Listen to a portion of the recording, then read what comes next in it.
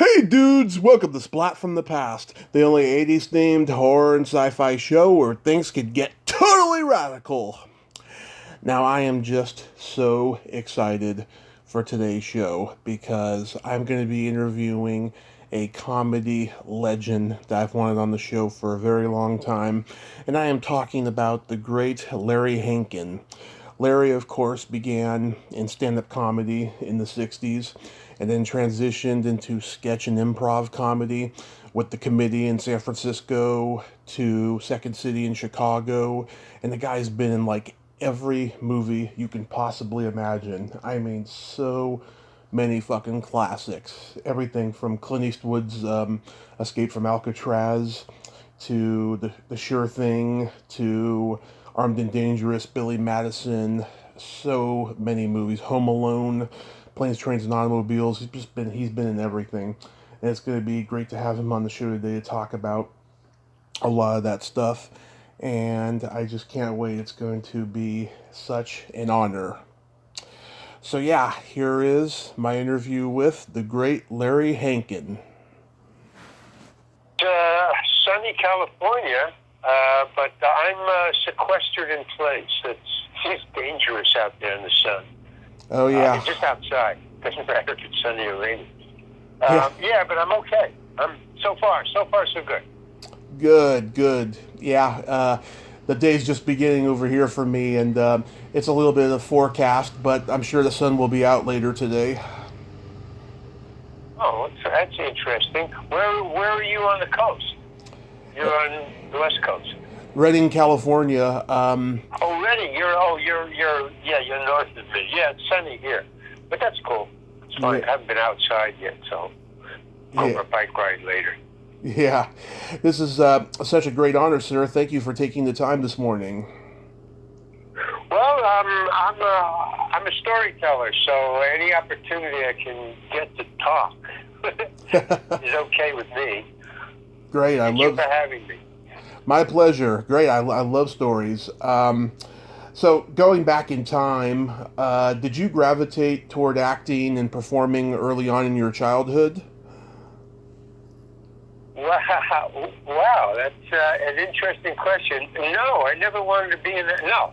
I never wanted to be an actor, although I did do plays. I wanted to be in front of people. I guess I was a show-off, is what they called me back in the day. Yeah. Yeah, you were a show-off. Yeah, when I was growing up, there was no acting was for something in Hollywood that had nothing to do with your life. I don't even think there was any fans around my neighborhood. I grew up in Far Rockaway, Long Island, on the East Coast.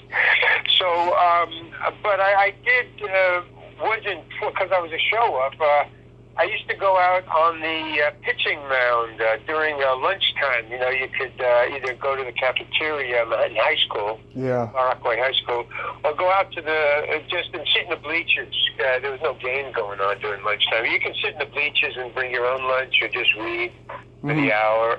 So I would go out onto the pitcher's mound and just do a baseball game. I would pitch an entire, well, for the hour, I would just pitch a game. I mean, just a mime. It was just a miming thing. You know, I would just get on the pitcher's mound and mime throwing the ball and mime seeing the guy hit it, or I would get a grounder. And I would just, that was my lunch hour. And so that was the kind of the show up in high school. But people would gather in the bleachers and just watch, you know, and eat their lunch or read their book or whatever they were doing.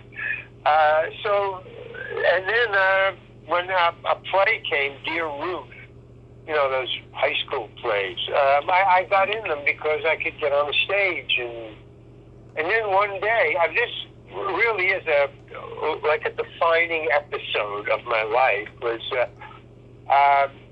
they were doing the play Dear Ruth, and I was in it, and I had a kind of not a co-star, but one of the third, you know, down. There was the boy and the girl with the stars, and then I was the boyfriend that got shut out, and she went. My girlfriend went off with the hero. So there was two casts. Well, one for Friday night, and one for Saturday night, and I was in the Saturday night one, which is the second one. No, I was in the first one. And I for some reason, I never thought it was a funny part. I was just doing it just to be on stage.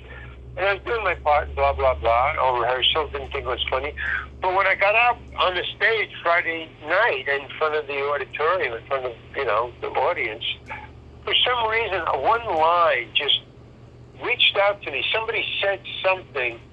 It was my girlfriend was in the room, and I was at the other end of the room, and then the boy that she really was in love with, the hero, he came in, and somebody said, oh, there's, blah, blah, blah's new boyfriend. And I had heard it in rehearsal, that line. I never reacted to it. It didn't mean anything to me. Somehow on the stage, in front of an audience, it meant something like, oh, my God. It suddenly occurred to me on stage that my girlfriend has another boyfriend. And I reacted to it on stage, live, in front of an audience. They got a huge laugh. I mean, I didn't even think it was funny. I wasn't doing it. I just heard the line for the first time in reality of the stage. Oh, my God, my girlfriend has a new boyfriend or another boyfriend. And I reacted, and the audience laughed. And I always remembered that. I said, wow, man, that was cool. Yeah. And so I went to college, and I was in a couple of shows there. I was just looking for that one more laugh, that big laugh that I got in high school. That's really what I was doing. And then I graduated with my best friend, Carl Gottlieb, who went on later to write Jaws. And he said, hey, let's go to Greenwich Village when we graduate, which we did. I was supposed to go design. I was in industrial design, so I was supposed to go design cars in Detroit.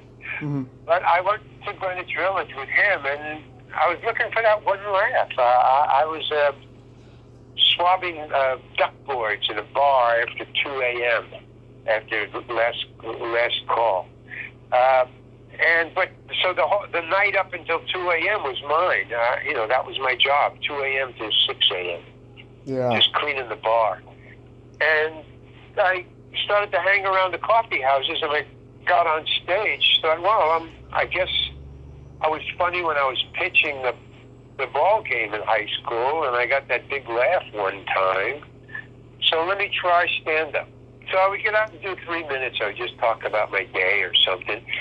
And finally, it started to work. I was starting to get laughs, and then about 6 months later, I was opening for Woody Allen, and I was in show business.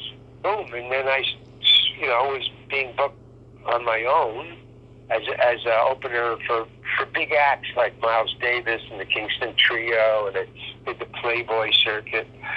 So I was never interested in being an actor. I started to gravitate. I joined Second City, because they were funny and they were satirical and hip. And, I auditioned. I didn't just walk in the door and get on stage. I auditioned. So that kind of led me. So I was just following what was going on. I was following the laughs, really, is what I was doing.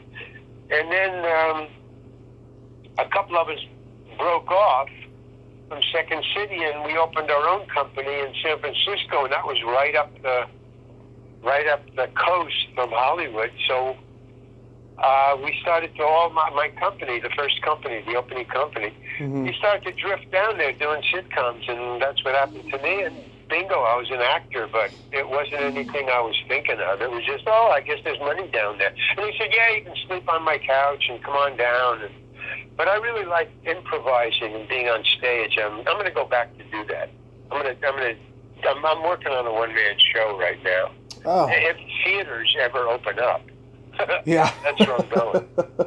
Yeah, that's great. Who was around in the coffee houses when you were starting out doing stand-up? Oh, well, in Greenwich Village, everybody that you know is a big, famous person. Bob Dylan, Bob Dylan, Peter, Paul, and Mary. Yeah. Bill Cosby. Just everybody. I can't think of it. Jimmy Walker. Blues Project. Al Cooper.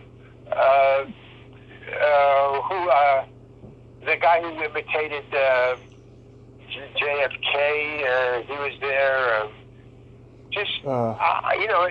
There were so many people, but they all became famous. I didn't become as famous as them, although now I'm becoming famous for some strange reason. I guess it's digital. Everything that I've ever done, or anything anybody's ever done on television from 1970 on, is kind of 1980s on. It plays all the time somewhere in the world. I'll get a residual check for $1. I was getting 2-cent checks from Disney for a while until they stopped cutting 2-cent checks, because nobody would cash them. It was like you would keep them as a souvenir. I got a check from Disney for 2 cents. Yeah. And all the millions of people who Disney has hired over all those years were getting 2-cent checks that they weren't cashing, and it was really screwing up Disney's bookkeeping. They couldn't keep. I mean, it was into hundreds of thousands of dollars of just 2-cent checks, and they couldn't keep track of it all. So they just stopped issuing checks. I think that was anything lower than $1 or something. I don't know how they worked it out, but they don't do that anymore. But so it was just. Everything I've ever done. I guess that's why I'm more popular now than I was when I was working. Yeah. Now everything I've done is just being repeated on especially with the COVID thing. Yeah. Because nobody's making any movies or TV sitcoms. So I was kind of lucky. The TV sitcoms that I did in the 70s and 80s and 90s all were hits. Mm-hmm. Either after I was on, or because I was on, or it just started to mount up. Yeah. So, but it's all not fun. All I wanted to do is get that one big laugh over and over and over again. That's all I've been seeking. And when it didn't become fun, that's when I joined Second City, and then when that didn't become fun because everybody had gone down to L.A. from San Francisco, so it wasn't fun in San Francisco anymore. Because all my friends, the second and third company just weren't. I missed the people who I started the committee with. They were all down there making big bucks doing sitcoms. Yeah. I really didn't want to do it, but the money was so big, and a lot of important people were flying up to see the committee in San Francisco because it was so close. You could get a round-trip flight for $35. Round trip to San Francisco from L.A. Wow. Whereas if they wanted to fly to Chicago, it was a big deal, and you had to stay overnight and blah, blah, blah. If you brought your wife or something like that, or your girlfriend or whatever. So we were being seen in San Francisco by all the big hitters and green lighters that we couldn't even pay to see if we went down to L.A. to try to audition for people. So it was a kind of a great catch-22. If we went down to L.A. to try to look for work, nothing. We were just another face. But if we stayed in San Francisco and just did the committee, they would fly up to see us and then hire us. That's what happened to me. Laverne, of Laverne and Shirley. Penny Marshall flew up to San Francisco to see the show. She heard, hey, there's a lot of funny people up there. And she saw me, and they were having her character, Laverne and Shirley, they were going to their prom. That was the sitcom of the week. Mm-hmm. And so she flew up, and she saw this tall, skinny guy, which was me. And she said, there's a tall, skinny, physical comedian up there. He'd be great for the prom, as a dance partner, because she's a really great physical comedian. She really is. And she's a great comedian. Yeah. So she sent for me. She said, hey, we're calling from Laverne and Shirley, come on down. And that's kind of what started me. Mm-hmm. Just flying down for a week. And in improv, you can be replaced easily. Anybody can do anybody's part. You don't have to do it exactly. It's improv. Right. You kind of know it. You're in the show every night. You didn't have to memorize anything. You just had to memorize the actions. Yeah. We were talking about the baseball game, and then we were talking about this, and then we were talking about that. So you were easily replaced, and you didn't have to worry because you just come back and step in.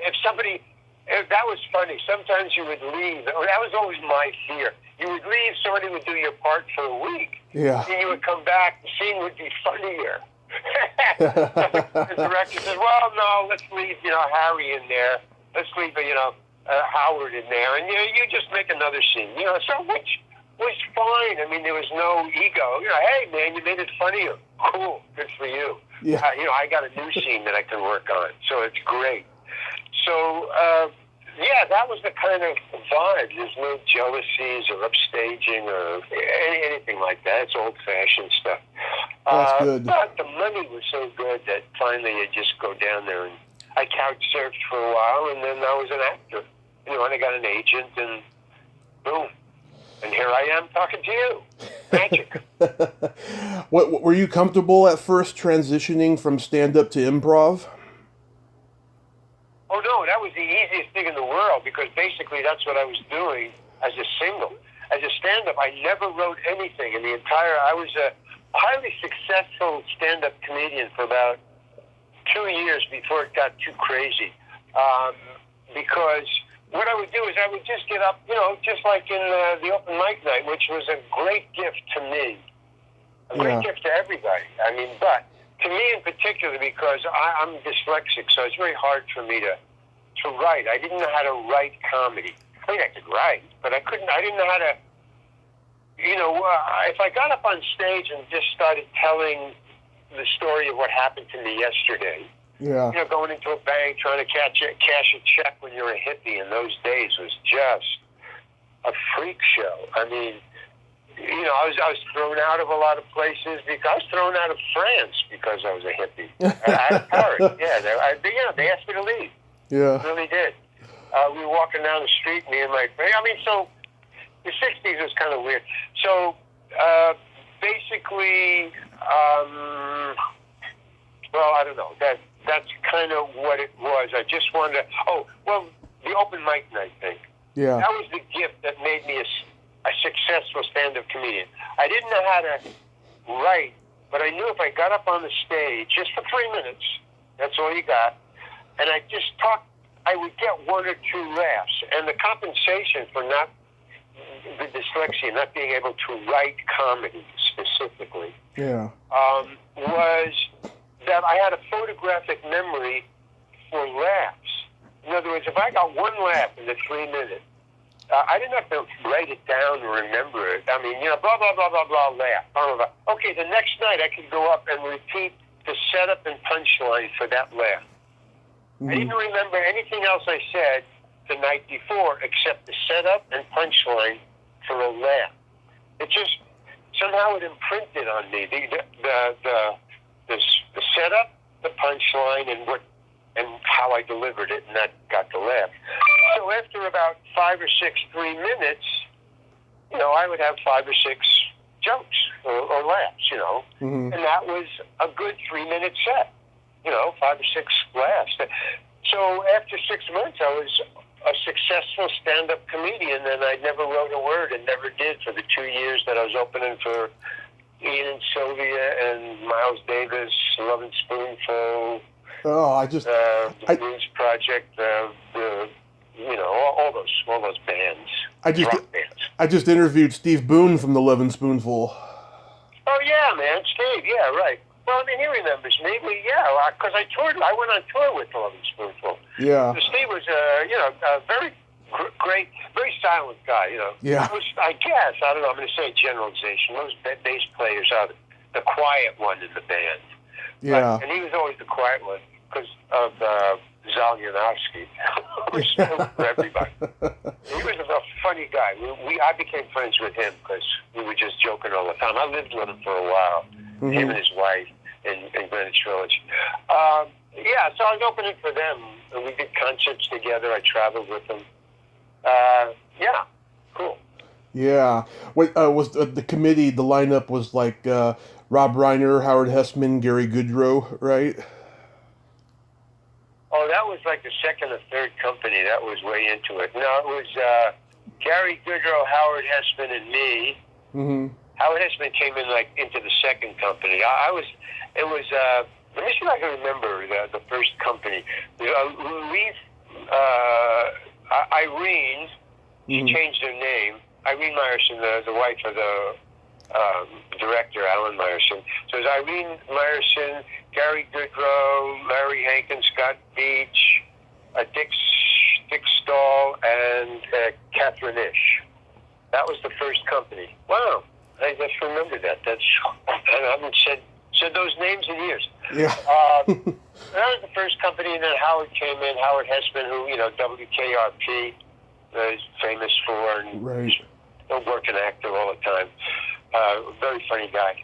And we became fast friends. And Hamilton Camp was the other guy in the original company from Gibson and Camp, the folk singer. But man, was he funny. On stage, Hamilton Camp and I just could not miss. If we went out on the stage together, just improvised something, it just rocked. We just had a thing, whatever it was. And then the strange thing, the interesting thing about that relationship, we were so good as a comedy team together improvising that there was a spot in the show for us two, where you say, okay, now Larry and Hamilton, this is your spot. So we would go out each night, and we would get suggestions from the audience, and we just do it. And it would just work, and since we were doing it every night, we had the same spot in the show, in the opening, in the set show, so that after about a couple of months of doing that, we just couldn't miss, and we would be really, really funny. And the only reason I'm bragging about how funny we were is one night it just disappeared and it never came back. Yeah. It just. And we couldn't figure it out. The director couldn't figure it out. The rest of the cast couldn't figure it out. It was just gone. And finally, he just took the spot out of the show, and instead of leaving that spot open for while they developed something to fill that spot, they had just any two, not us though. Yeah. Because we just couldn't do it. But any two other actors or actresses could go out and do that spot, and they would, hit or miss. It was improv. It was just a normal improv. Sometimes it was insanely funny. Sometimes it wouldn't work. And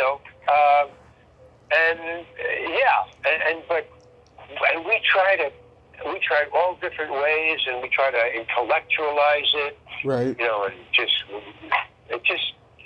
And we never figured out why that happened. But it was the different. It didn't fade. It just one night we were like, climbing that ladder of laughs to the big baffo cremo at the end. Mm. I mean, yeah, we really did that. And then the next night, gone. It was like somebody maybe hit us on the head with a mime pipe. We just watched it. It was the strangest piece of show business I've ever been involved in. That disappearance of the magic. But hey, that's show business. Yeah. Well, yeah, it really is. Who was at Second City when you were there? Oh, the great people, the classics. There was, I'm pressed to remember the great ones. But Anthony Holland, Dick Shaw, these were great improvisers. But the best one, I can't remember his name. Paul Sills was the director. Viola Spolin, who wrote the great book Improv for the Theater, was teaching while I was there. Oh man, I can't remember. I see them, but I can't remember. Barbara Harris was in the company when I was there. Right. She's a great actress and funny as hell. Man, that lady, boy. I mean, she was like Elaine May, or just as funny as Elaine May, maybe even funnier, but she couldn't find a partner like Mike Nichols. Yeah. And she'd go out on her own. She became an actress instead of a partner with like somebody like Mike Nichols. But she was really funny. There's so many others. Somebody else who was, became a sitcom star. She was a spin-off from Mary Tyler Moore's show. Great Brooklyn. Valerie Harper? Yeah, she was in the show at that time. So there was, I just can't remember. I see them now. This is before John Candy. This was either, before John Candy. He came about the company and a half after. But he was from Canada. He went from the Canadian company into Second City into SCTV. Right. So I don't think John ever played Chicago, but he was about two companies behind me, or one company behind me, when they went up to Canada and opened there. Mm-hmm. And they had a great company. When that company became SCTV, man. Oh, the best. They were very cool. They're so influential, yeah. And Joe Flaherty, who I think was there. Was he there? Yeah, oh, man. Was he there when you were there? No, but, you know, we were in the committee in San Francisco when SCTV came on. And I would watch them, I mean, every night. Or whatever. That and Mary Hartman. I was like hooked on those two shows. Yeah. But you know, I was hooked because it was great writing on Mary Hartman, unbelievable. Yeah. And SCTV, although the skits were written, it was written by those people. You know. Yeah. Flaherty and they were just so off the wall, man. Yeah. It's amazing. I know. It's like they were taking the Saturday Night Live formula and making it much more broader, you know? Well, no, yeah, let me ask you a question. Were they copying Saturday Night Live, or was Saturday Night Live trying to copy them? Which came first, the chicken or the egg? Saturday Night Live came first, and then Second City came about a year later, but I don't think that they were ripping each other off. Well, they were so far. I stopped watching Saturday Night Live when I started watching SCTV. I mean, there's no comparison to me. Yeah. And to this day, I mean, when Belushi was there, you know, that was the golden age of Saturday Night Live. And when he left, it was kind of downhill. I don't know. I mean, maybe my sense of humor started to change. I started to get much darker and satirical, and I started to go towards Richard Pryor and George Carlin. Yeah. And Lenny Bruce. That's where I was coming from, Lenny Bruce. I mean, when I was even doing stand-up at open mic night, when I was about, you know, 18 or 19 or 20, I was doing Lenny Bruce. And it was okay for a while, but then when I was touring with the Lovin' Spoonful, I was being pulled off the stage by the police. I mean, it was just too nerve-wracking. That's why I joined Second City. Yeah. I mean, I called my agent, and I said, which was Woody's manager. Woody was doing television. He was, you know, he was becoming Woody Allen. When I knew him, I was opening for him. He was just Woody Allen, and he was really funny. I didn't quite get him. I mean, every once in a while, he'd just come up with something that just was so off the wall, I'd just break up. But other than that, most of his act, I would sit out or, you know, go outside and wait for my time to... Well, I opened for him, so I would watch him for a couple of minutes and then I just leave. But, I mean, he was doing his thing and I was doing mine. There was just no comparison. We were just doing two different kinds of humor, totally. So some of his audience wasn't my audience and some of his audience were. Yeah. My audience was Miles Davis. That was my audience. You know, the hep cats, the jazz crowd. Miles wanted me to tour with him, but I didn't want to leave the United States. I thought there was more money here than touring Europe, but that wasn't true. I just thought that. So, but I was flattered that he wanted me to tour with him. Oh, yeah. He was a really funny guy. Oh, yeah? Miles. Yeah, he was really funny. Yeah, very funny. Just among friends. Yeah, there's one story where I was opening for him at the cellar door, and I really loved him. I would just sit in the back and listen to his. I would open for him, and then I would just sit and listen to his set. And no matter what he played, it was him. I was just listening to his trumpet. you know, even when he had a bad night, it was, you know, moody and would turn his back on the audience and just, he was still great. And then, so one night, you know, I do my opening, and then he goes on. I'm sitting in the corner there in the dark shadows, you know, and I saw this crowd waiting for him out not in the lobby, in the audience, in the nightclub audience, after the last show, and the audience cleared out. About 10 people stayed behind in the audience, and then when I asked, you know, what are they waiting for? They said they're waiting for Miles, you know, that he's going to come out somehow. And I said, who are they? And then I started, holy cow, it's John F. Kennedy and his brother and his wife, you know, whatever her name is, Kennedy, and the bodyguards, and yeah, so they were all waiting to, you know, talk to Miles. So I thought, wow, I got to wait and see what's going to happen. So I just sat where I was, and then Miles comes out, and they're all surrounded him, you know, like he was a star, which of course he was. Mm-hmm. So he was surrounded, and I heard just a little, he was entertaining them. They would say, hey, well, what about this, and blah, blah, blah, and they would laugh a little. So I guess I was just full of wonderment, because I saw him, as the crowd parted just a little, he just cast his eye over at me, and he pinned me. He saw me sitting there just watching this. And then the crowd closed in around him, and he was talking, and then I saw him just because he was shorter than most of the people in the group. I saw him just raise up a little, you know, and he just sort of saw me through the heads or over somebody's head or something. Oh, and the point of this was, one of the things that I opened with was the New York cops. They had the parking police driving around on Lambretta motor scooters, which is very convenient, but it looks silly for a policeman in a policeman's uniform to be riding a Lambretta, you know, a little motor scooter.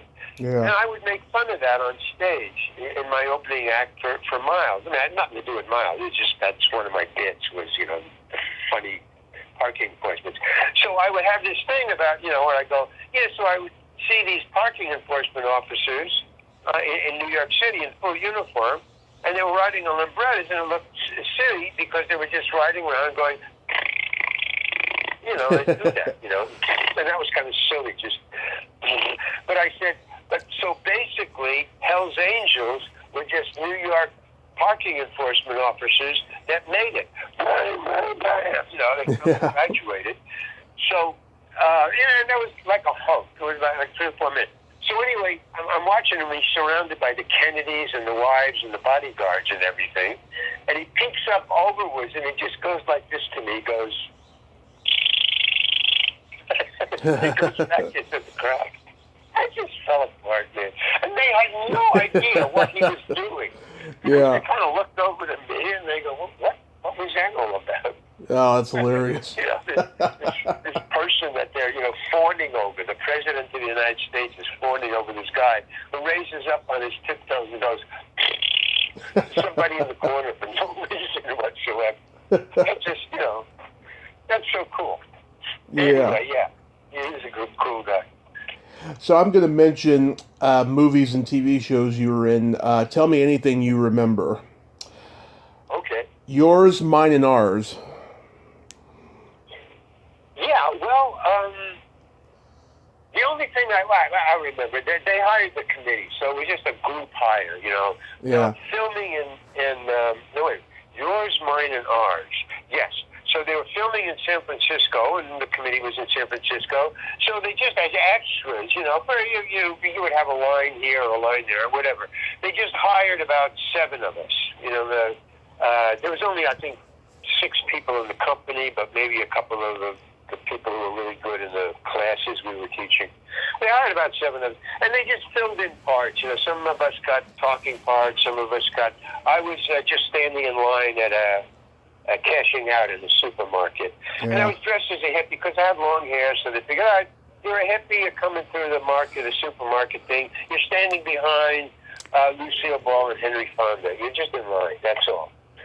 So I thought, well, if I don't have any lines, I wanted to stand out for some reason. Yeah. And I couldn't figure out how can I just upstage Lucille Ball and Henry Fonda? How can I do that? Yeah. So I figured, okay, I'm a hippie. I got long hair. I'm waiting in line. Okay, I got it. So I went to a shoe store, a shoe shine store. A place, not a shoe shine store, a place where they fix shoes. I don't know what you call them now. Mm-hmm. But you bring in your leather shoes and they put new soles on them and stuff like that. And they also sold stuff to shine your shoes. So I bought, those round cans of Shinola? Yes. Yes. I don't know if you're familiar with them. Okay. I bought a round round tin of Shinola. And actually the cover was brown. Yeah, it was a brown can of Shinola shoe polish. And I hung it around my neck as a medallion. I attached a string of beads and I tied it around a little thing, the way you open it, the twister thing. So I was on a huge medallion around. So I'm standing in line, and at one point, I think it was either Lucille Ball or Henry Fonda or something. Now, I don't think it's in the movie, but this is what I wanted them to say. They just said it while they were rehearsing, and they said, well, you can't say it. Lucille Ball turned to me and she said, "What's that?" She pointed to the can of Shinola hanging around my neck like a gold medal in the Olympics. She says, "What's that?" I said, "Well, it's just to remind me so I know the difference between shit and Shinola." And she's kind of smiled. But you're not going to say that. Just shut up and just stand behind it. That's all. But I said, I got my laugh. I was always going for a laugh. Yeah. I was sitting there. She smiled. To me, that's a laugh. Cool. I got a smile out of Lucille Ball. But she fell for it. That was all I cared. That's awesome. Yeah, So that's what I remember about that show. Just standing in line. Oh, and then no. So the other thing, the interesting thing beyond me and her was her. This is Lucille Ball. I mean, she's like, royalty. Yeah. So, and she was then. So, I remember every time they said cut, and then for some reason they shot the scene 3 or 4 times. I don't know. It wasn't me. Yeah. So they were arranging stuff. So they shot it 3 or 4, but every time the director yelled cut, 2 things would happen every time. Mm-hmm. The director would yell cut, and Henry Fonda would just fade into the distance. He would find the nearest wall, because it was a soundstage, I think, that we were shooting it or something like that. I just remember he would go to the nearest wall, and he would just stand in the shadows. And he wouldn't bother anybody. Nobody would bother him. He would just stand until he say, "All right, we're ready, Mr. Fonda." And he would just find his spot on the set. But her, when they say cut, she would disappear, and she would just stand still. She wouldn't move. The cut. She stood where she was, and then she was surrounded by 4 female makeup people who surrounded her. One worked on her hair, one worked on her eyes, one worked on her lips, and one worked on her neck and her cheeks. The facial, that top makeup. Yeah. And so the lips, the cheeks, the hair, and the costume, I guess. But they surrounded her, and that's all she did was they either talked to her or she talked to them. But nobody was allowed. I guess. I mean, there was no announcement, but nobody came near her, and they hung around her until the director said, "All right, we're ready. Miss Ball, please find it." So he would disappear, and nobody could get near her because she was surrounded. And the only time she broke that was one time they were surrounding her, and she looked through them or past them to me. Yeah. She said, "Young man, would you come over here for a second?" And I came over to what the hell? What's going on? She broke the pattern. She's speaking to somebody outside of that room. She said, "Come here." I go over, and she said to me point blank, she said, "You're a very fine actor, young man, but if you get in my light one more time, you're not going to be here very long." You understand that? Yeah. Oh, yeah. She said, "Thank you." And she walked away. Whoa, She's like, it's like a Nazi or something. I mean, wow. She just, you stand in my light one more time, you're fired, basically, is what she was telling me. Yeah. I go, wow. And then about 2 years later, the committee was playing on Broadway, and every year they have a Broadway show lead where they have a parade down Fifth Avenue or Broadway, I don't know. And there's a parade, and we were on the committee, and all the other shows were on these floats going down Broadway, and then afterwards there's a baseball game for all the shows. It's one upper Broadway against the lower Broadway. I don't know how they worked it out. But I was on her team. I mean, it was just, there was like 12 people on each team, and you get one shot so they divided it up. There's each inning, there was 9 people on the field. But so many actors, they had to divide it up. So when she came up to bat, man, she was like, wow, she was cursing like a Taiwanese sailor. I mean, she was just amazing, Pitch that effing ball, and all right. And she had a whiskey voice, man, and she was into it, Yeah. Hit the plate with a bat, and she had the stance, man. She knew how to play baseball. You could tell. And it was a softball, but she was, whoa, man. She wanted to win. And when she swung, I mean, the wind alone would blow your toupee off. It was just amazing. But when she hit the ball, when she connected, bam, yeah, I went into center field. And then if she struck out, because they wanted her to be in a couple of innings. I mean, all the stars got to be up a couple of times. I was cool. But when she struck out, man, she cursed like a sailor. I mean, she had and she had this whiskey voice, so it fit perfectly. Yeah. I mean, yeah. She's hey, man, she's an amazing person for a reason. Yeah. Besides getting the laughs and being, an amazing actress. Well, she gave up serious acting to become a comedian, which I applaud her. Because I think it was a step up. It's really hard to be funny, You know that old saying about the dying actor, his last words? Yeah.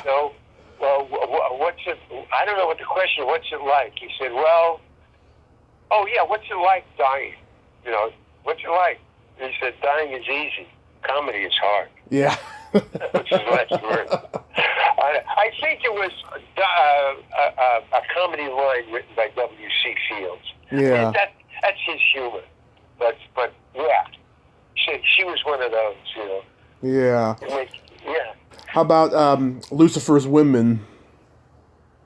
Say that again? Lucifer's Women. Oh, Lucifer's Women. Yeah. Okay, so the center in the 60s and 70s when the committee was big, the center of the pornography world was not the Valley, L.A., the Valley, the San Fernando Valley.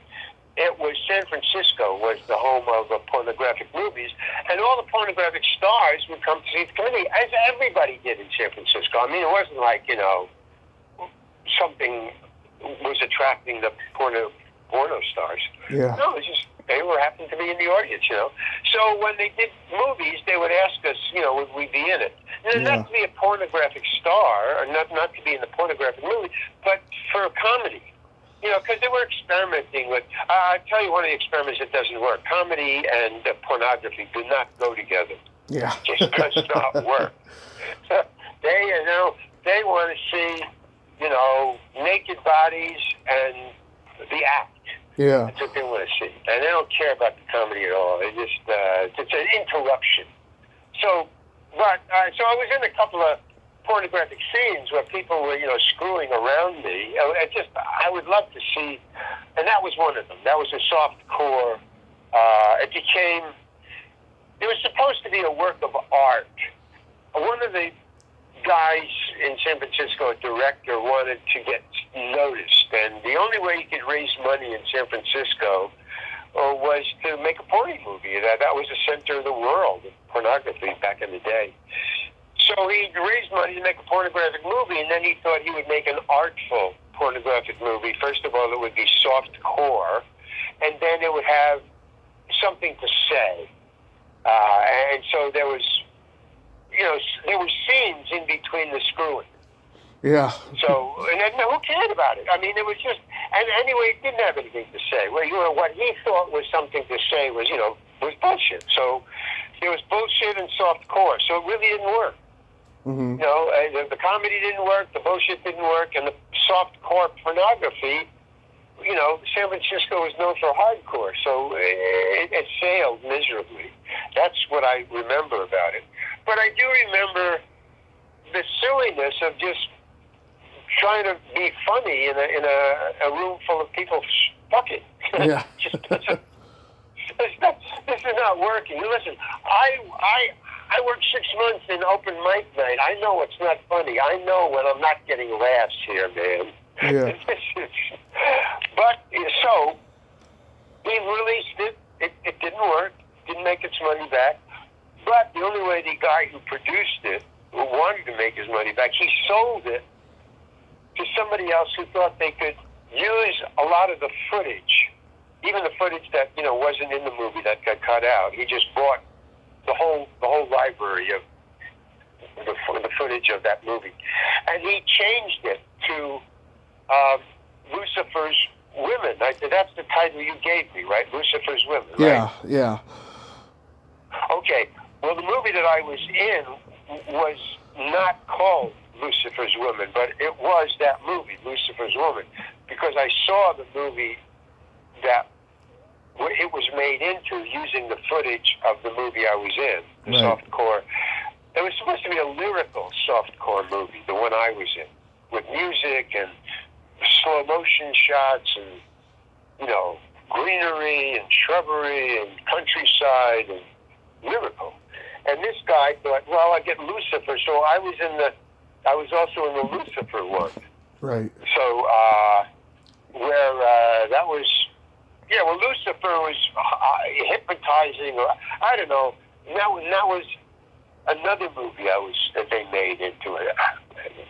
So the movie that you're talking about was sold 3 or 4 times, and each time they changed the movie and they changed the name of the movie and used footage from the last movie that they just bought and try to make it weirder, but it always remained soft core, and I don't understand that. As long as they were changing and shooting new shots to make it darker, or maybe a horror porno softcore movie. Yeah. I don't know why they didn't just shoot hardcore and get the money back and stop bothering people with re-releasing the same changed movie over and over again.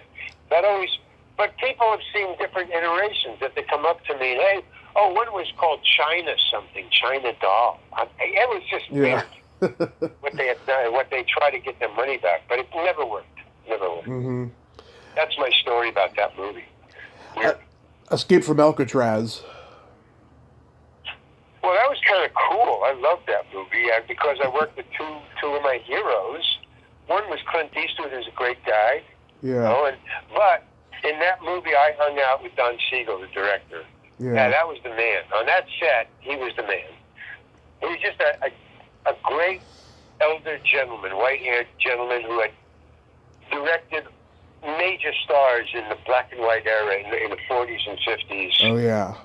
He was just great. He made a lot of incredible movies. He worked with Lee Marvin and Roger Crawford and Clint Eastwood. He taught Clint Eastwood how to direct movies. All the movies that Clint Eastwood is directing now and has been directing, Don Siegel taught him everything. And he was teaching them on Escape from Alcatraz. They were, I don't know if you remember, no reason you should, but there's a scene in Alcatraz, Escape from Alcatraz, where there's a doctor examining somebody. I don't know, I don't even remember what the scene was about. Yeah. I just remember it was a doctor. It was in the medical facility of Alcatraz. He was examining a patient. There was a reason why they were examining it. But anyway, Don Siegel was the doctor, and Clint Eastwood was the director of that scene because Clint Eastwood wanted to direct something on his own that Don Siegel could watch. So he asked Don Siegel can I direct a scene in this movie, Escape from Alcatraz?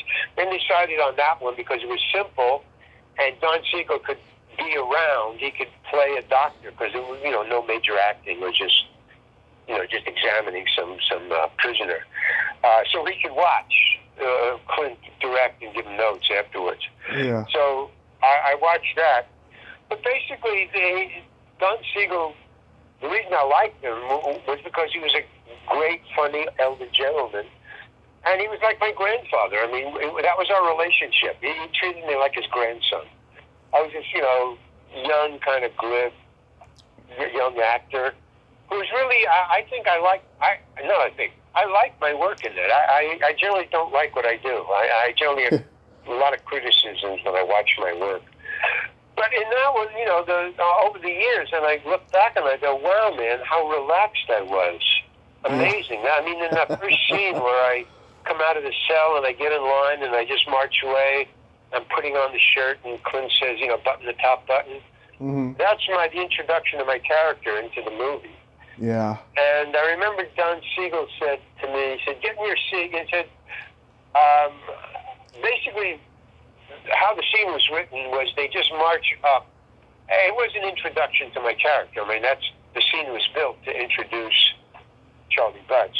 Right. So the writer had the Clint and the rest of the prisoners march up, stop in front of my cell, and then the cell opens and I just walk out and get in line. And then Clint says, button the top button, and we march away.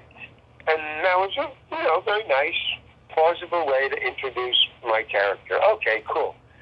No big deal. I didn't have any lines to memorize. They're very easy.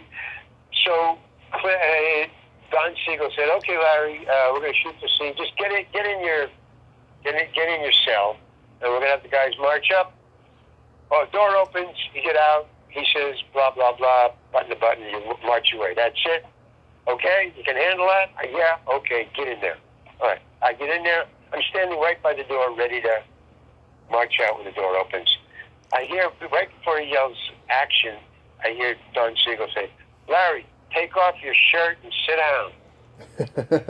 What? Okay. All right, fine. I mean, I didn't know what, but wait a minute now. So I take off my shirt and I sit down on my cot there. Yeah. But now I got a problem. I'm not an actor. I'm a stand-up comedian. I don't do backstories or anything like that. I just pretend, okay. But I noticed that, wait a minute, if they march and then the door opens and I have to put on a shirt and button it all the way up and tuck it in, because that was one of the things. The reason that Clint Eastwood is saying button the top button is everybody is ship shape. That's like the start of the day. Yeah. So at Alcatraz, you have to pass muster or you can't eat breakfast.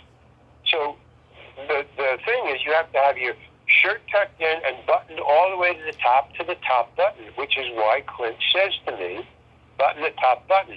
Like Charlie Butts is a small fuck-up. It's like a little hint as to where this character is going to go. Okay, I understood that, but I need to say I have to rush through it now. That they stop, and all of a sudden the door opens. I got to put on the shirt and button it all up and tuck it in my shirt and remember to leave the top button up and walk into the line, and then he's going to say it and march away.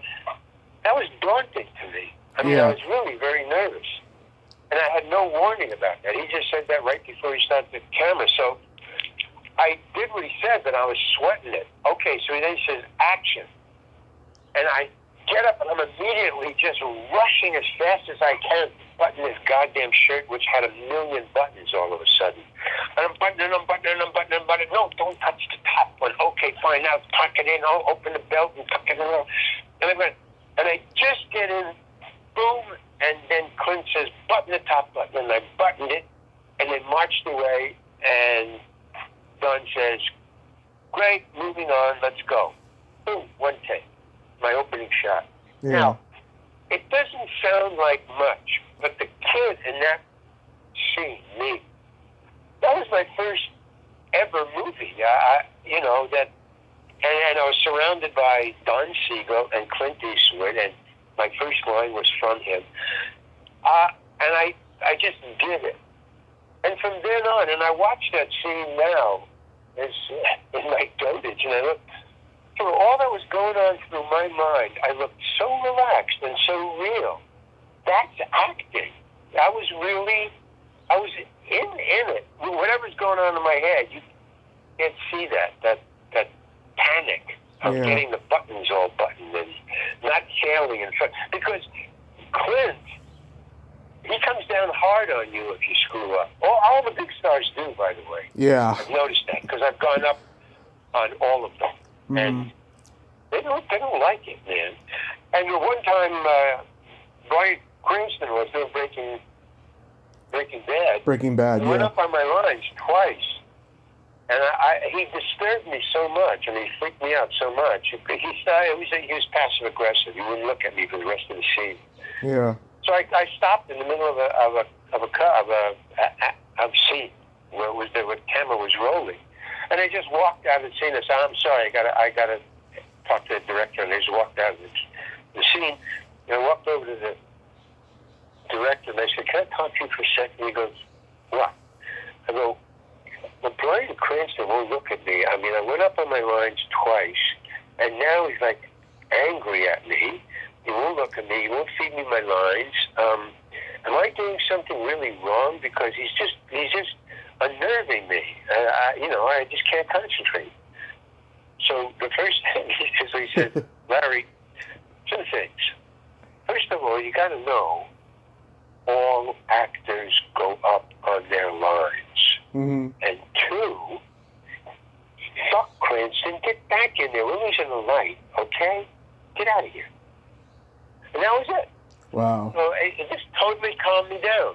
It was like, right, all actors go up on their lines. He's just another actor. What's he doing? Yeah. No, we're making a movie here. Just forget that. Forget Brian. Which helped me kind of just come down and calm down, and I just ignored Brian and did my part, and it was fine. Mm-hmm. So, stars don't like to be, I don't know. They don't like them. I don't know, maybe they think they're looking bad because I'm screwing up, but maybe. Who knew? Yeah. My earliest memory of you was in Fairy Tale Theater, The Three Little Pigs. Oh, yeah, man. That's one of my favorite roles. And I got to thank, every once in a while there's somebody to thank for doing that. Howard Storm directed that. And he's a friend of mine. I mean, I worked in the committee with him years and years before. Yeah. And I see him all the time at, gatherings and stuff. Mm-hmm. So Howard Storm gave me that character. Right. I came on with a whole different kind of attitude for Mr. Man, the guy who's selling bricks and I guess all that stuff that the three pigs fill their houses with. Straw, wood, and bricks.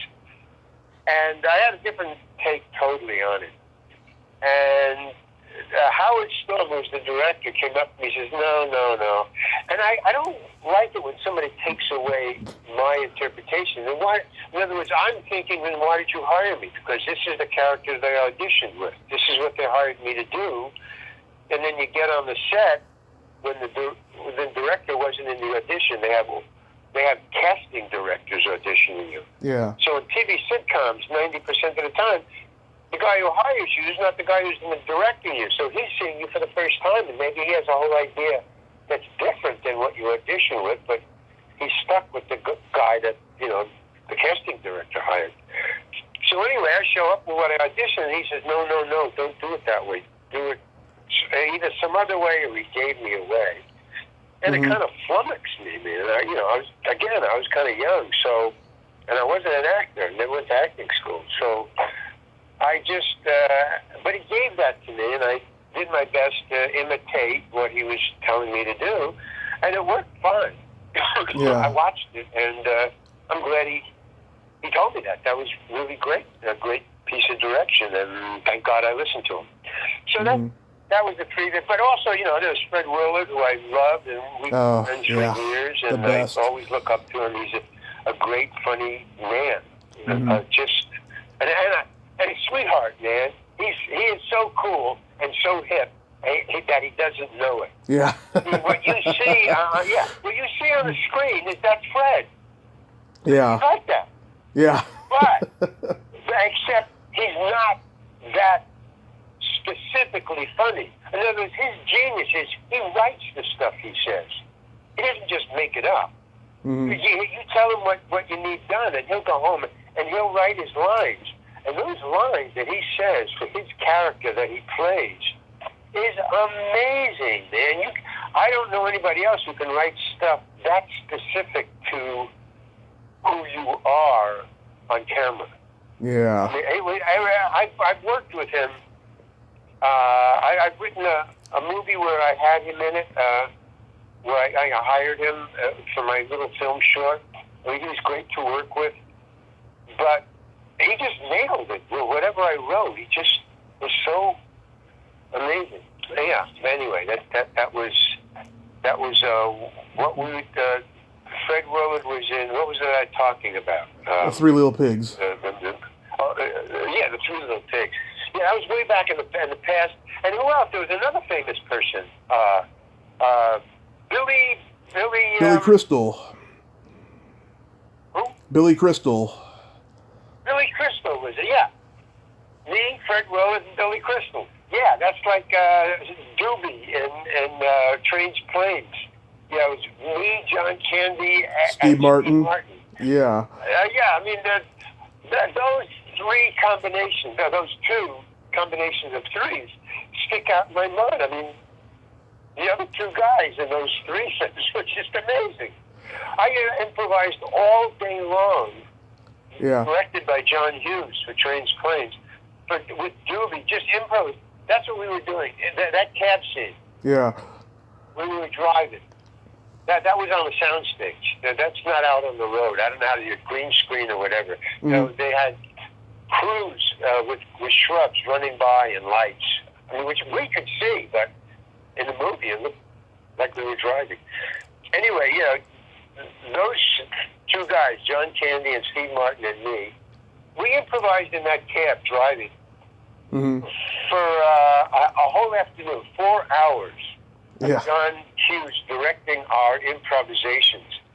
And the scene that appears in the movie is as written when we were handed the screenplay months before they shot. Mm-hmm. So that's as it. So 4 hours of improv of some of the funniest minds around. Yeah. And I'm talking about John and Steve. Steve is amazing as an improviser. Oh, yeah. So specific and so out there. But John is too. But so we were all three of us were wondering after we saw the movie for the cruise screening. We wondered what happened to all that footage. 4 hours of improv. And the thing about John Hughes is he has a photographic memory that's incredible. Mm-hmm. He memorized. He had. What would you say? Yeah. What were you going to ask? Were you going to ask a question? Oh, okay. Anyway. No, I'm listening. Go ahead. They were improvising so much that John Hughes had memorized approximately 4 hours of just off the top of our heads improvisation. He would say, like, okay, do it again, but Larry, you just do what was written. And then John and Steve, you improvise. Then you go, okay, Steve, you just say what was written. Larry and John, you two improvise. And then they would go round and round for 4 hours. And then he would go, okay, John, you improvise. Okay, you just say what's written. And then Larry and John, or Larry and Steve, you improvise. And in the middle of it, he'd say, no, Larry, you said that when John said this. And then he said the line, but then Steve said this. Mm-hmm. Then you said that. Holy cow, man! He was picking lines from different improvs, and he didn't have a pad or anything. He wasn't writing anything down. He just remembered it. Yeah, that was amazing. But about last year, so I don't know when Trains, Planes, and Automobiles was filmed, but 1987. Last year I was in a delicatessen and I saw Christopher Columbus, who directed me in She's Having a Baby. I think that was it. I think. But it was another John Hughes movie. So I saw him in this delicatessen, and I said, hey, I just want to say hello. So I went over and I said, hey, Chris, how you doing? I haven't seen you in a while, blah, blah, blah. And he introduced me to his family. They were just having lunch or something.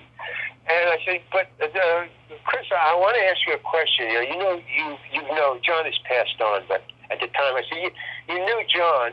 I got a question. Have you ever seen him, the movie Trains, Planes, and Automobiles? He says, yeah. I said, you know that scene where Doobie and me and John and Steve were in the cab? Yeah. She said, we improvised for 4 hours, and we've never seen the footage. Yeah, has John ever talked to you about what happened to that footage? And he goes, oh, yeah. On his, 55th birthday or whatever it was, John used through a party, and he invited, all his friends, and I was there, not my wife. And the entertainment for the party was a film short of Doobie and John Candy and Steve Martin, you three, riding in the cab. And it was just a film short. It was 10 minutes long. It was fucking hysterical. Yeah. I said, the Doobie that no, it wasn't in the movie. The movie was as was written. No, this was just an improv that he cobbled together from, I guess you guys were improvising or something. It was hysterical. And I said, well, where is it now? He said, no, other than the people who were at that party, it's never been shown anywhere. I would love to see that film short, man. That must be amazing. So that's that story. I mean, I just whatever. Yeah. How about Armed and Dangerous? Well, again, like I was playing Kowalski or something like that. Kovalovich. Kawasaki. Kovac, yeah. Yeah. Kawasaki. Kovac. Yeah, well, the big standout for that was the director, James Keach, and the character as written was on some sort of drugs. I think it was, I assumed it was LSD. Yeah. That was what I was. But the director was afraid of me, and when a couple of years later, when I asked him, I said, what was that all about? You just wouldn't come near me, you wouldn't talk to me, and when you did, you talked loud, you talked slow. Yeah. What would you think, I was stupid?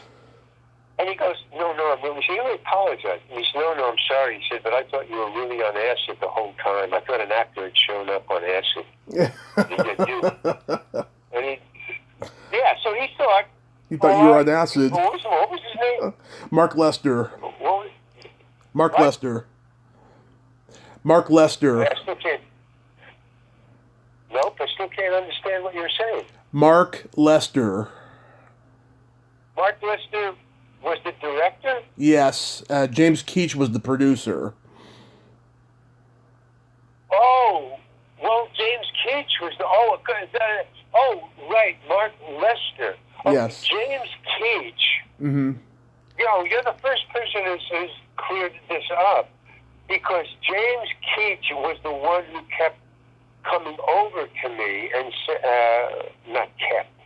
Yeah. But kept coming over to me and talking loud and slow to me and dissing me. Like, if I would ask him a question, James Keach, a question. And so he was always on the set, and I just got Mark Lester and him mixed up. So I guess, again, that's why he assumed I was on acid. I would ask him a question, or I'd ask Mark a question. But I would always get noise from James Keach. And he was the one who apologized to me at the crew screening. He said, listen, I want to apologize to you before you go in and watch the movie, because it's my fault. Whatever you see on screen is my fault. I said, what do you mean? What did you do? Mm-hmm. He said, well, the first thing is I thought you were on acid all the time, and I was really insulted by that. And that's why I was talking to you like I was talking to you. And the second thing is, because I thought you were on acid all the time, I didn't want you in the movie, or I wanted you in the movie as little as possible. Yeah. Because I thought you were on. So I cut out. He told this to me. He said, I cut out all your close-ups. If you were talking to somebody, and if you watch the movie, you'll see this. If I'm talking, my character is talking to somebody, in general, there's a close-up of the person, and then I answer either in the long shot or I answer over his close-up. You don't cut to me. You just stay on him and you hear me answer. Yeah. And he said, that's because I didn't want you in the movie because I thought you were on acid and you weren't acting right. But when they screen the movie, you know, in a test case, Yeah. in the boonies, you, Larry Hankin, Kovac, got the highest ratings of the funniest person in the movie besides John Candy, universally. And so the people in the green light people, you know, who gave me the money, like, I don't know, you know, the Warner Brothers people, Yeah. forced me to put as much footage of you, Larry, in the movie as I could possibly find. And he said, we had to go through the film bins, you know, where they put the cut footage, the unused footage in these bins.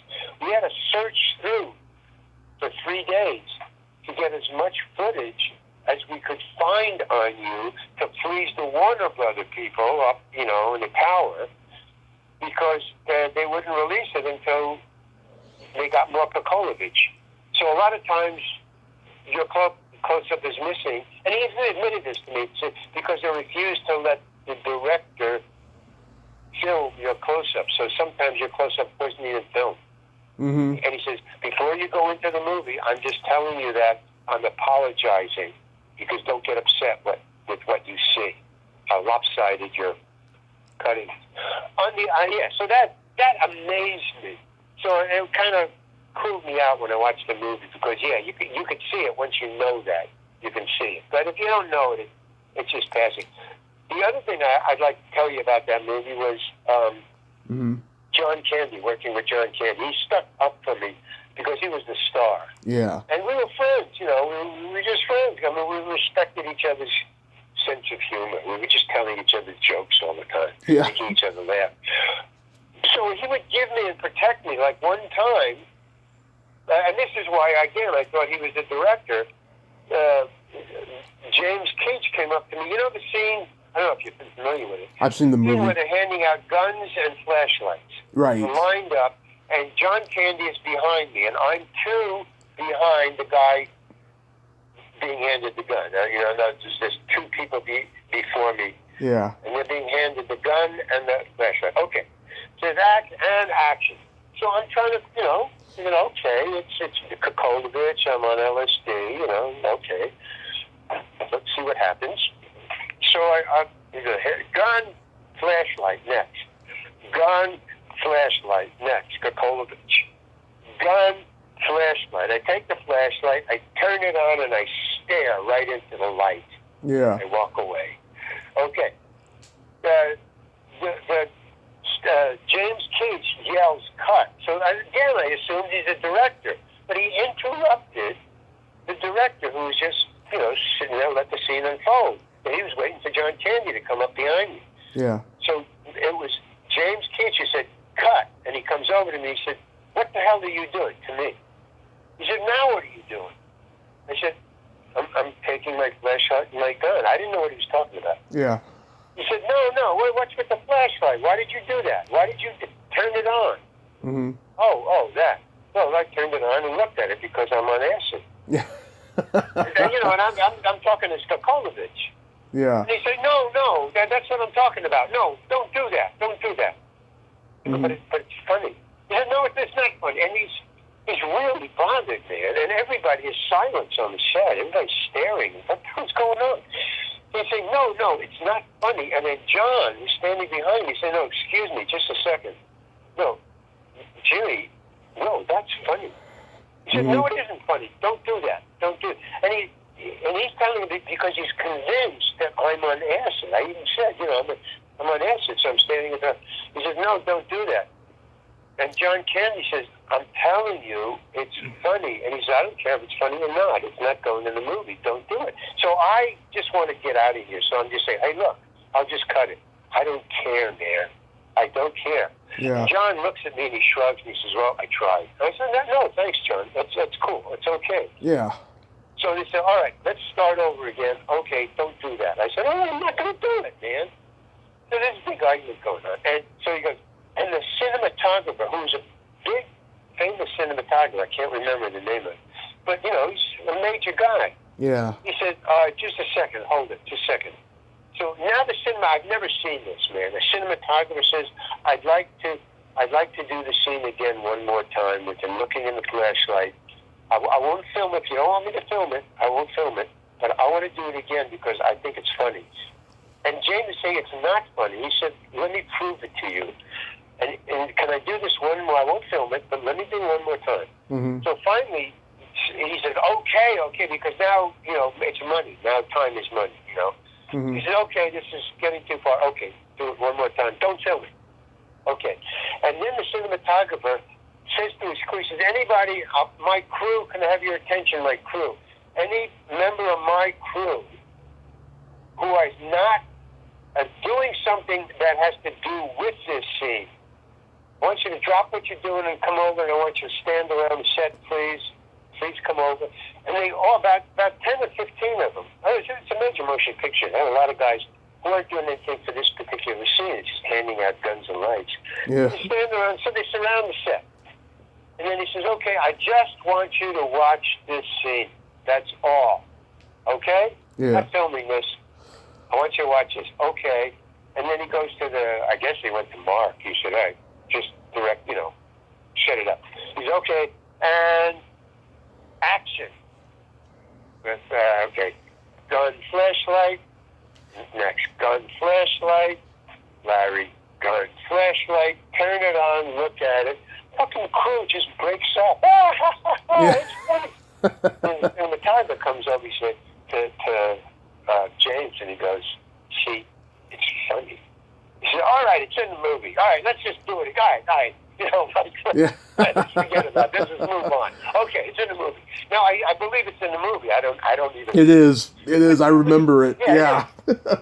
Yeah, so it's in the movie. So, but that's what was going on the set, man. I mean, James Keith thought I was on acid and just being stupid, and I was right the fuck on, man. I was, if I wanted to be a good actor, I could be. That's all I could say. But that's the stuff that that's the stuff that I want to do my one-man show, and I'm writing a book about it. Yeah. It's Larry Hankin's view of Hollywood. It's not what you people think out there, in the Midwest and the East Coast, and if you're not living in Hollywood. I mean, it's all different, man. It's not what you think. It's all, Really quick, Larry, before I get to my next interview, do you have a Billy Madison story? Well, he just was always putting me on. He was clobbing his girlfriends, or not his girlfriends, but his girl fans. He was always surrounded by 16-year-olds. He was very popular then, even though it was his first big major thing. Yeah, so he would have to call me at like 4 in the morning. Oh, can I come up? This girl.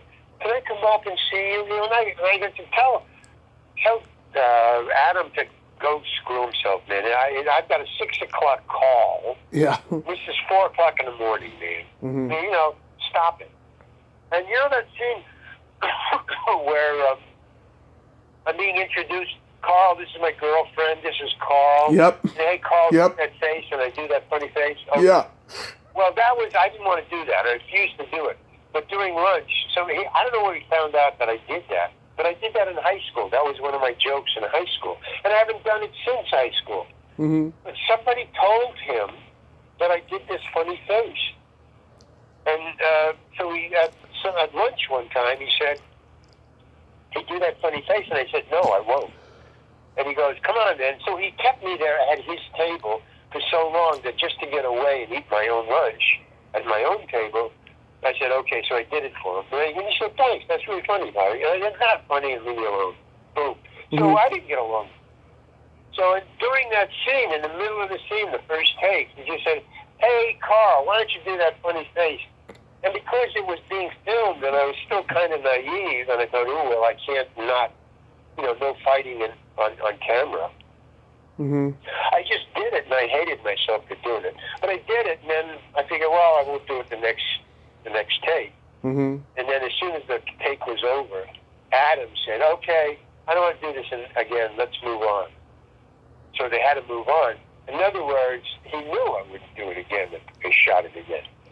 he trapped me into, it's either use that shot or don't use the scene.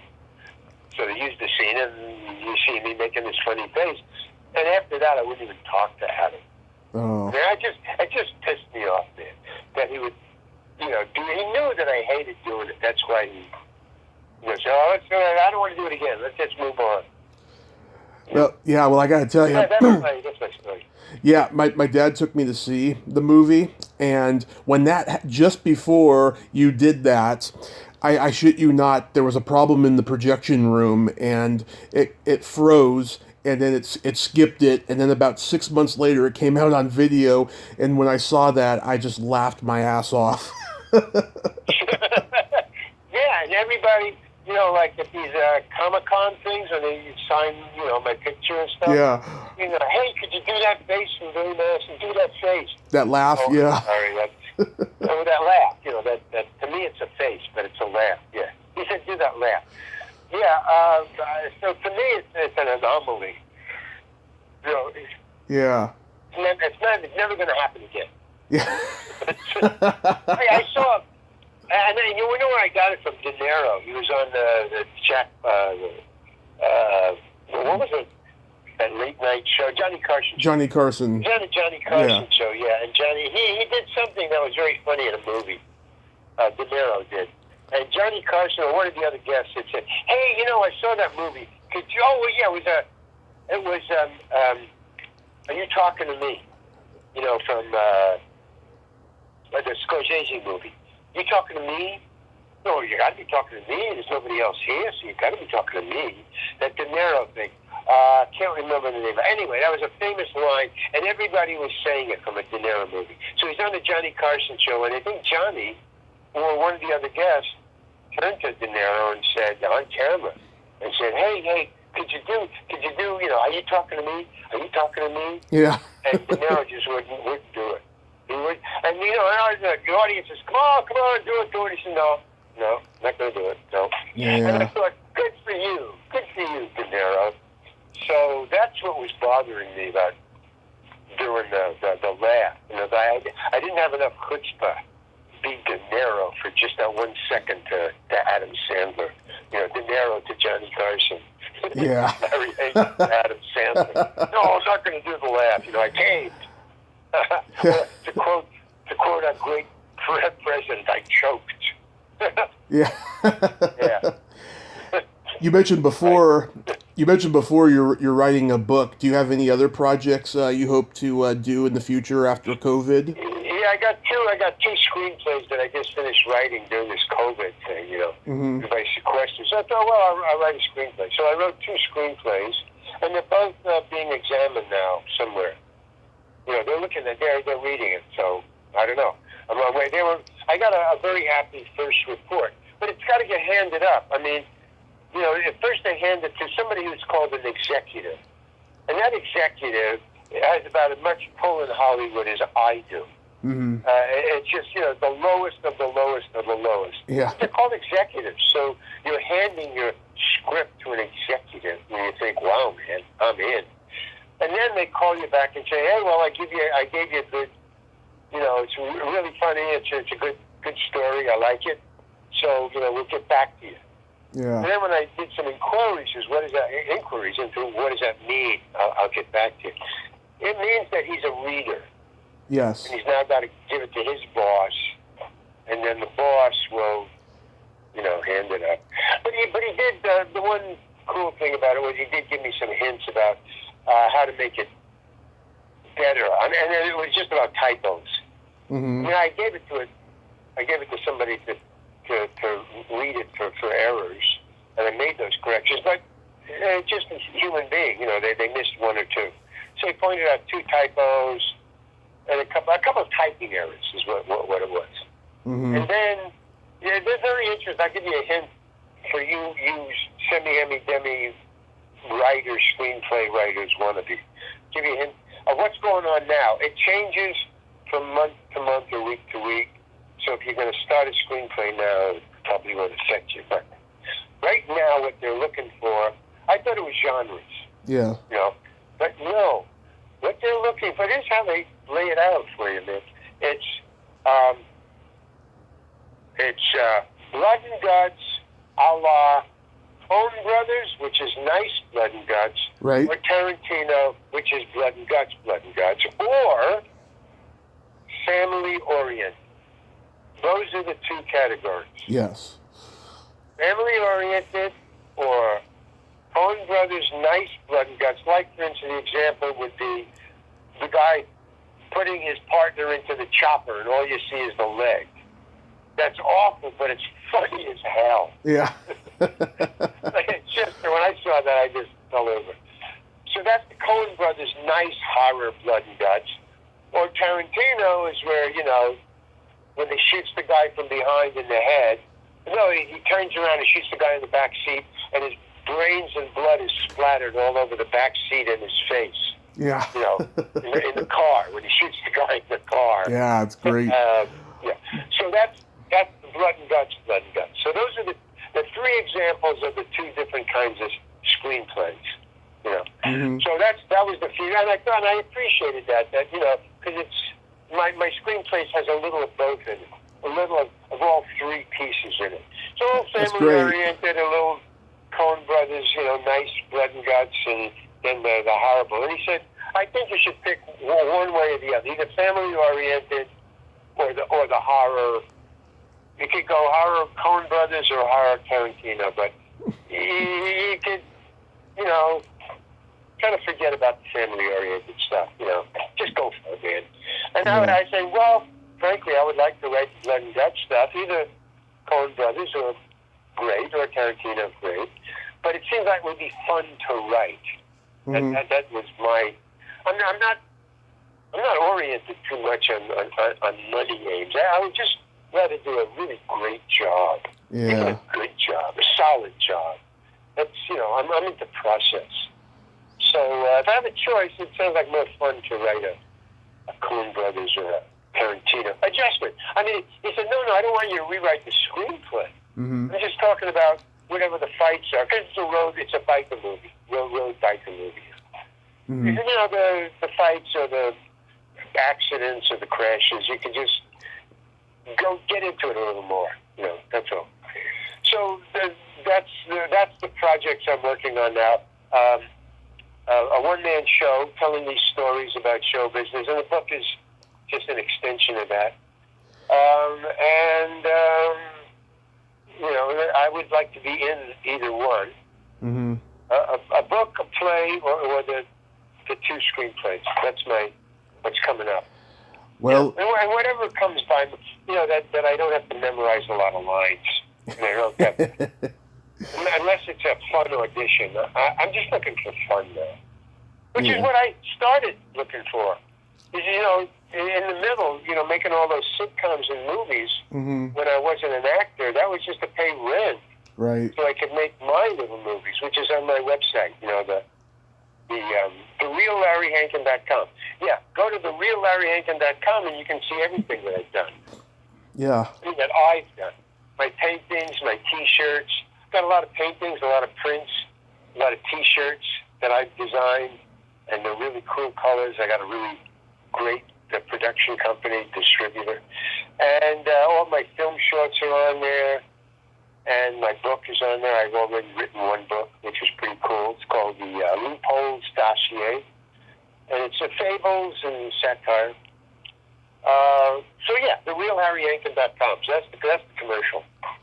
Awesome. I hope all those projects get made, and I want to thank you so much, Larry, for taking the time this morning. This has been just an amazing honor, and a happy belated birthday, too. Oh, well, I guess let me tell you something, because nobody knows my real birthday. I have never told my birthday, and now it's coming back to me because of digital Facebook. Yeah. So every month I get about, 100 or 50 happy birthdays every month. Mm-hmm. Because somebody else says, no, this is his real birthday. I mean, even Wikipedia, don't bother. That's not the right birthday. Mm-hmm. I just don't want anybody sending me birthday. There comes a point at which it defeats its own purpose. I stopped having birthdays years and years and years ago, way back. I haven't had a birthday since God knows when. Mm-hmm. It's just useless. I mean, what is a 55-year-old man or woman? Well, what are you going to buy me, a gift? Yeah. Stop. Ridiculous. I'm going to blow out candles on a cake. Come on, let's just go throw a party. Why make it about me? Jesus Christ, you have people over the house and Yeah. I don't get birthdays. It's stupid. I mean, I stopped. Okay, I'll tell you the truth. I stopped when I was 36. I mean, when a 37-year-old have a birthday. Yeah. I mean, children, party hats, clowns, a pony ride. They're overrated, yeah. I mean, I'm going to start just a movement, NBD. No more birthdays. Black Lives Matter, but no more birthdays. Telling you. Okay? Yeah. Fine. Anyway, Tommy, thank you very much, man. I really appreciated this talk we had, this little chat we had. My pleasure, sir. Stay safe because we need you, and please keep creating. Okay, I will. Thanks, Tommy. Anytime you need anybody to fill in, give me a call. Okay. Okay. Bye, Larry. Thank you. Take it easy, man. Bye. Bye. Well, there you have it. Larry Hankin. Ain't he a cool dude? Oh, nice man, insightful man, great stories, very funny man as well. It was such an honor to talk to him. If you like this video, everyone, please subscribe to my YouTube channel, add me as a friend on Facebook, join my Tommy Kovac comedian page on Facebook, follow me on Twitter and Instagram, and all that fun stuff. Well, that's all the time we have this week on Splat from the Past. Until next time, this is Tommy Throwback Kovac saying, there's no shame in living in the past, because the present sucks. Later, dudes!